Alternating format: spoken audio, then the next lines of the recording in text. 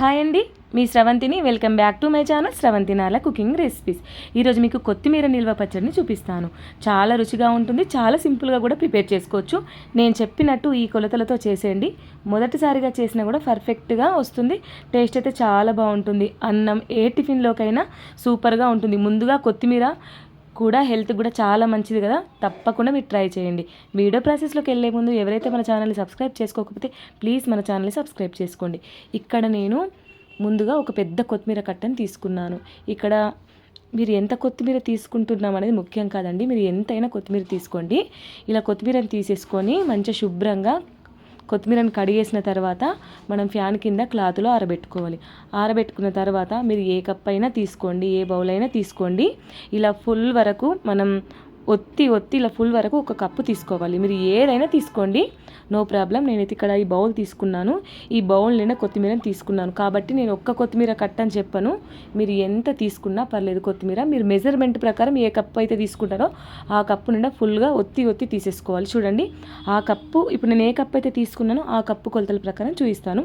కొత్తిమీర తడిగా ఉండద్దు. తడిగా ఉండడం వల్ల నిల్వ పచ్చడి కదా, పాడైపోతుంది. వీలైనంత వరకు పొడిగా అయ్యేంత వరకు క్లాత్లో ఫ్యాన్ కింద ఆరబెట్టిన తర్వాతనే కొలుచుకోవాలి. నేను చూపించిన కప్పుతోటి ఫుల్గా కొత్తిమీర 1 కప్పు తీసుకున్నాను కదా. ఇప్పుడు అదే బౌల్లో 1/2 కప్పు వరకు నేను ఎండుమిరపకాయలు చుంచి తీసుకొని పక్కన పెట్టేసుకున్నాను. ఇప్పుడు ఇదే మెజర్మెంట్ కప్పు తోటి 1/2 కప్పు వరకు నేను చింతపండు తీసుకున్నాను. గింజ నార లేకుండా చింతపండు తీసుకోవాలి. మీకు అర్థం కావాలని నేను చేతితోటి రౌండ్గా బాల్ చేశాను, అంటే గుప్పెడు చింతపండు అన్నమాట. ఇప్పుడు ఈ చింతపండులో గింజ నార లేకుండా చూసుకొని హాట్ వాటర్ వేడి చేసేసి పోసేసుకోవాలి. చన్నీళ్ళు పోయకూడదు, చల్లటి వాటర్ అసలే పోయొద్దు. వేడి వాటర్ పోయడం వల్ల చింతపండు మంచిగా నానిపోతుంది గుజ్జులాగా. ఒక 10 నిమిషాలు పక్కన పెట్టేసుకోవాలి. ముందుగా స్టవ్ ఆన్ చేసి నాన్ స్టిక్ కడాయిలో జస్ట్ ఒక 2 టేబుల్ స్పూన్ వరకు అయితే ఇక్కడ ఆవాలు తీసుకోవాలి. ఆవాలు మంచిగా వేగిన తర్వాత 1 స్పూన్ వరకు మెంతులు తీసుకోవాలి. ఈ రెండింటిని బాగా ఫ్రై చేసేసుకోవాలి. చూడండి, బ్రౌన్ కలర్ వచ్చేంత వరకు మెంతుల్ని చక్కగా ఫ్రై చేసేసుకోవాలి. మరీ మాడకుండా ఇలా కలర్ చేంజ్ అయ్యేంత వరకు తీసుకోవాలి. మాడితే పచ్చడి అంత టేస్ట్ రాదు. ఇది నిల్వ పచ్చడి కదా. ఇప్పుడు స్టవ్ ఆఫ్ చేసి మిక్సీలో వేసేసుకొని పక్కన పెట్టేసుకోవాలి.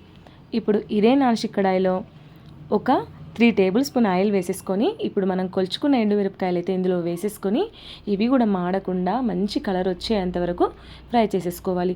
ఈ మిరపకాయలలో ఉన్న గింజలు కూడా ఆయిల్లో ఫ్రై అవ్వడం వల్ల కూడా చాలా టేస్ట్గా ఉంటుంది కాబట్టి మంచి ఫ్రై చేసేసుకోవాలి. చూడండి, ఇలా కలర్ మారేంత వరకు.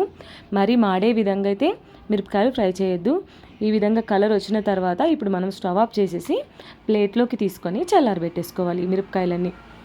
కాబట్టి నేను మళ్ళొకసారి చెప్తున్నాను, మీరు ఏ కప్పు అయితే కొత్తిమీరని కొలుచుకుంటారో అదే కప్పు ప్రకారం ఇప్పుడు ఈ నిల్వ పచ్చడిని అయితే పెట్టుకోవాలి. ఇలా ప్లేట్లోని మిరపకాయలన్నీ వేసేసి పక్కన పెట్టేసుకోవాలి. ఇప్పుడు మనం ఇదే నాన్ స్టిక్ కడాయిలో మనకు ఆయిల్ సరిపోతుంది. ఇప్పుడు ఈ ఆయిల్లో మనం ఈ కొత్తిమీర తరుగునైతే వేసేసుకోవాలి. కొత్తిమీరని కట్ చేసినప్పుడు చిన్నగా కాకుండా కాడలుగా పెద్దగా కట్ చేసుకోవాలి. ఈ లాతగా ఉన్న కాడలు కూడా కట్ చేసేసుకోవాలి. కొత్తిమీర నిల్వ పచ్చడి కదా, చాలా టేస్ట్గా ఉంటుంది. ఇలా కొత్తిమీరని ఆయిల్లో మంచిగా దగ్గర పడేంత వరకు, కమ్మని వాసన వచ్చేంత వరకు అయితే మనం మంచిగా ఫ్రై చేసేసుకోవాలి. ఒకవేళ మంచిగా ఫ్రై చేసుకోకపోతే కొత్తిమీర స్మెల్ వస్తుంది, పచ్చి వాసన వస్తుంది. కాబట్టి చక్కగా దగ్గర పడేంత వరకు ఈ కొత్తిమీరని అయితే మంచిగా ఫ్రై చేసేసుకోవాలి. చూడండి, ఇలా కలుపుతూనే ఉండాలి. ఇలా కలపడం వల్ల కొత్తిమీర చూడండి ఎంత దగ్గరికి అయితే వచ్చేసిందో.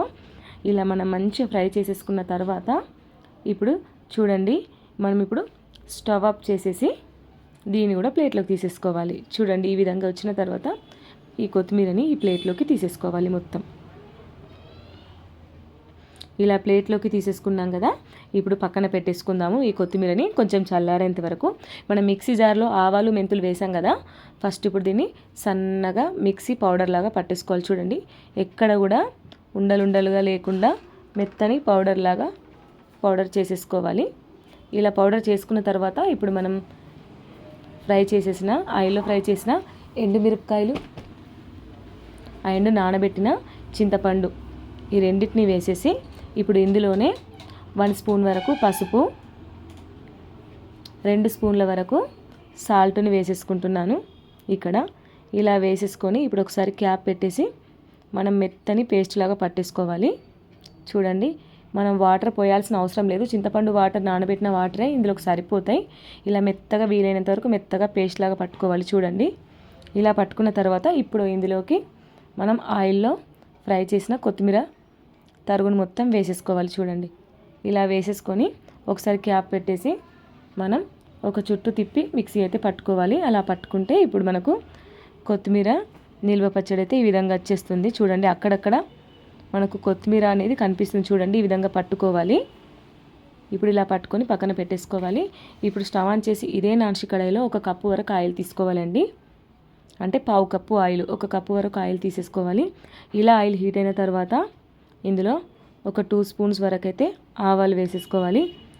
ఆవాలు చిటపటలు ఆడిన తర్వాత 1 స్పూన్ వరకు జీలకర్ర వేసేసుకోవాలి. జీలకర్ర కూడా మంచిగా ఆయిల్లో ఫ్రై అయిపోయిన తర్వాత 1 స్పూన్ వరకు మినప్పప్పు వేసుకోవాలి. 1 స్పూన్ వరకు శనగపప్పు వేసేసుకోవాలి.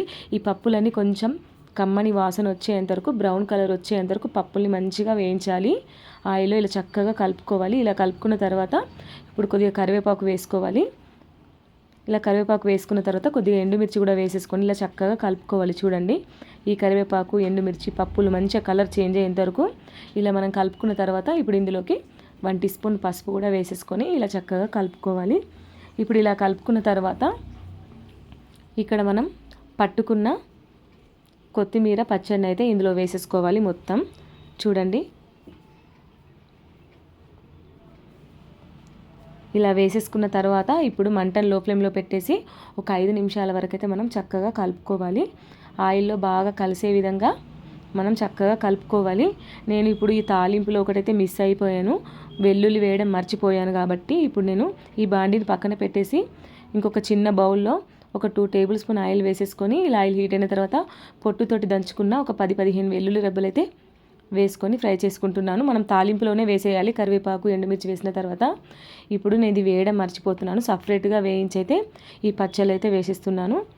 ఇలా వేసేసుకొని ఇప్పుడు ఒకసారి పచ్చడిని మంటను లో ఫ్లేమ్లో పెట్టేసి 5 నిమిషాల వరకు కలుపుకుంటే ఎంతో టేస్టీగా కొత్తిమీర నిల్వ పచ్చడి అయితే రెడీ. ఇలా చల్లారిపోయిన తర్వాత డబ్బాలలో స్టోర్ చేసుకుంటే బయట ఉంటే 2-3 మంత్స్ పాడవదు. ఫ్రిడ్జ్లో ఉంటే మనకు ఒక 4-5 మంత్స్ వరకు అయితే నిల్వ ఉంటుంది. హెల్త్కి కూడా చాలా మంచిది, చాలా టేస్టీగా ఉంటుంది. మీరు తప్పకుండా ట్రై చేయండి. ఇలా ఒక 5 మినిట్స్ లో ఫ్లేమ్లో కలిపితే సరిపోతుంది. మీకు ఇక్కడ ఉప్పు, పులుపు అన్నీ సరిపోయలేదో కూడా చెక్ చేసుకోండి. నేను అక్కడ ఆల్రెడీ 2 స్పూన్స్ వేసాను కదా, నాకు ఇక్కడ కొంచెం సాల్ట్ పడితే మరొకసారి 1 స్పూన్ వేసేసి ఇలా చక్కగా కలుపుకున్నాను. పూర్తిగా స్టవ్ ఆఫ్ చేసి చల్లారిన తర్వాత బౌల్లోకి తీసేసుకొని వేడి వేడి అన్నంలోకి, ఏ టిఫిన్లోకైనా ఈ కొత్తిమీర నిల్వ పచ్చడి చాలా బాగుంటుంది. మీరు తప్పకుండా ట్రై చేయండి. ఇలా చల్లారిన తర్వాత డబ్బాలలో స్టోర్ చేసుకుంటే చాలా డేస్ వరకు పాడవదు. మీరు తప్పకుండా ట్రై చేయండి. ఈ వీడియో కనుక నచ్చినట్టయితే లైక్ చేయండి, షేర్ చేయండి. మీరు చేసిన తర్వాత మీకు ఏ విధంగా వచ్చింది అనేది కమెంట్ చేయండి. అలాగే ఈ వీడియోని మీ ఫ్రెండ్స్కి, మీ ఫ్యామిలీ మెంబర్స్కి, రిలేటివ్స్కి తప్పకుండా షేర్ చేయండి. Thank you for watching. Bye.